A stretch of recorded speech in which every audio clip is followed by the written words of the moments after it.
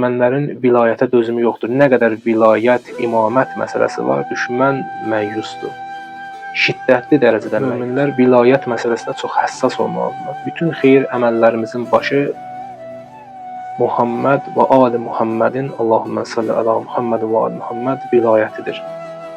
Vilayətsiz heç bir xeyir əməl qəbul olunmaz. Qəbul olunmaz heç vilayətsiz dünyasını dəyişən şəxs cahiliyyət dövründə dünyasını dəyişən şəxs kimi. Düşmən var gücü ilə çalışır ki, müsəlmanları vilayətdən ayırsınlar.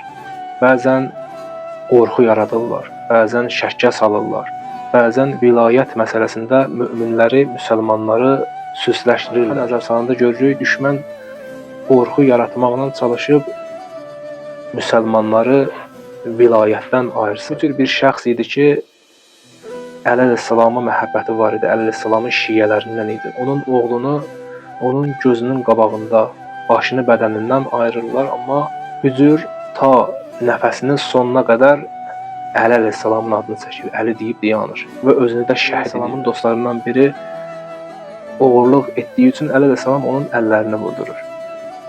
Evinə qaydanda Muaviyyənin, lənətullahın adamları gəlir onun yanına, bir gördün, Əlinin ədalətindən danışırdın, bu da Əli, sənin əlini kəsdi. O mömin deyir, and olsun Allaha, Əli əleyhissalam bu işi ədalət üzündən gördü. Bu işi görüb, haqq iş görüb, bu işi görüb, haqq edib görüb.